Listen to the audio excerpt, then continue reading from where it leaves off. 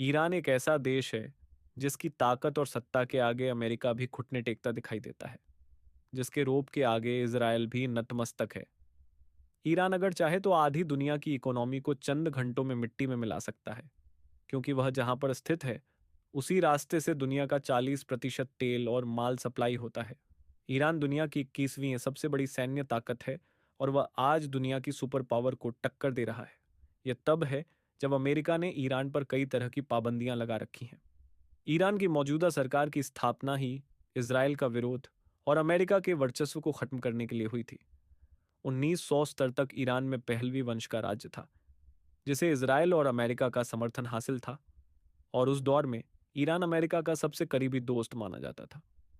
1948 में जब इसराइल की स्थापना हुई, तो जिस मुस्लिम देश ने सबसे पहले इसराइल को मान्यता दी थी, उसका नाम ईरान था। शाह ईरान के विचार और उसका अमेरिका समर्थक रवैया वहां की जनता को पसंद नहीं था। इसी बात को लेकर जनता और सरकार के बीच टकराव पैदा हो गया, जिसने ईरानी क्रांति को जन्म दिया।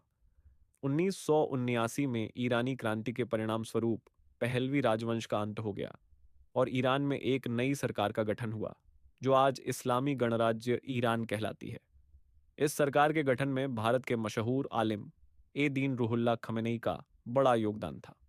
उत्तर प्रदेश के बाराबंकी जिले में जन्मे सैयद अहमद मुसावी के पोते रुहुल्लाह खमेनेई ने ही ईरानी क्रांति का नेतृत्व किया था और वह ईरान के पहले सुप्रीम लीडर थे।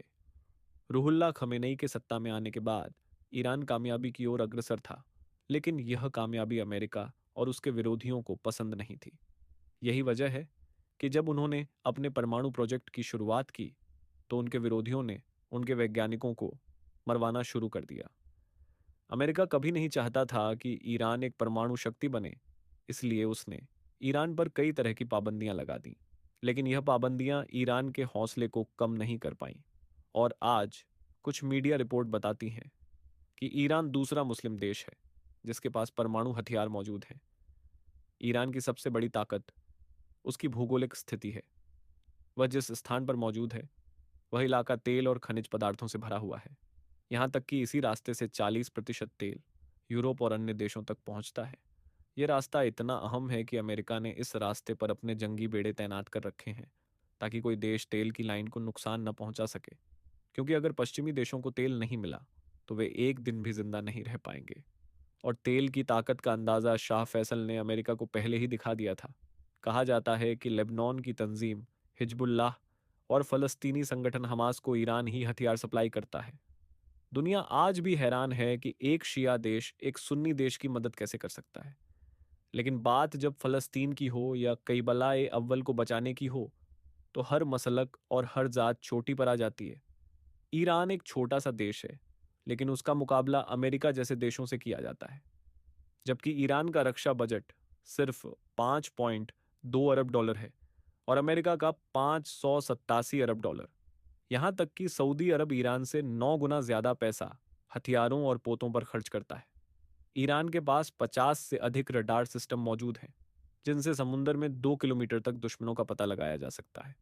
ईरान दुनिया का तीसरा देश है जिसके पास GTL gas to liquid technology मौजूद है। ईरान अधिकतर अपने हथियारों का निर्माण खुद करता है। उसके बनाए गए हथियार आज दुनिया भर में इस्तेमाल किए जाते हैं। ईरान के पास दुनिया के सबसे खतरनाक सैनिक मौजूद हैं। ईरान की सेना में फौजियों की संख्या 6,70,000 से अधिक है। ईरान ने एक स्पेशल फोर्स भी तैयार कर रखी है, जिसे इनकलाबी गार्ड के नाम से जाना जाता है। कहा जाता है कि जब ईरान इस फौज को मैदान में उतारता है, तो वहां राख के ढेर के अलावा कुछ नहीं बचता। ईरान ने पिछले 30 सालों में अपनी टेक्नोलॉजी में इतना विकास कर लिया है कि अब इजराइल की भी हिम्मत नहीं कि सामने से उसका मुकाबला कर सके। ईरान के पास 551 एयरक्राफ्ट, 4,000 टैंक, 21 युद्धपोत, 19 पनडुब्बियां और 65,000 बख्तरबंद गाड़ियां मौजूद हैं, जो किसी भी देश की अर्थव्यवस्था को बर्बाद करने के लिए काफ़ी हैं। इतनी पाबंदियों के बावजूद ईरान आज इजराइल और मिस्र के बाद मध्य पूर्व की तीसरी बड़ी ताकत बन चुका है। ईरान ने हाल ही में शॉर्ट रेंज और लॉन्ग रेंज की ऐसी मिसाइलें तैयार की हैं जिनसे 300 किलोमीटर से लेकर 3,000 किलोमीटर तक हमला किया जा सकता है। कहा जाता है कि ईरान के मिसाइल सिस्टम को ताकतवर बनाने में रूस का बड़ा हाथ रहा है। 2016 में रूस ने ईरान को एक रडार टेक्नोलॉजी दी थी, जिसके जरिए ईरान पर होने वाले हमलों को रास्ते में ही नाकाम किया जा सकता है। अमेरिकी खुफिया एजेंसी के मुताबिक ईरान मध्य पूर्व का अकेला देश है जिसके पास सबसे ज्यादा बैलिस्टिक मिसाइलें हैं। ईरान के पास हाइपरसोनिक मिसाइलें भी हैं, जिनसे हाल ही में ईरान ने इजराइल पर हमला किया था।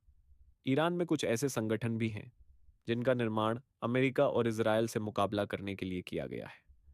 ईरान ने खुद को ताकतवर बनाने के लिए रिवर्स इंजीनियरिंग का इस्तेमाल किया और दुनिया की बेहतरीन टेक्नोलॉजी को अपनाया। यही वजह है कि उसके द्वारा बनाए गए हथियार आज दुनिया के लिए चिंता का विषय बने हुए हैं। ईरान को यदि आज किसी मुस्लिम देश का साथ मिल जाए तो वह दुनिया की भूगोलिक स्थिति को बदल सकता है।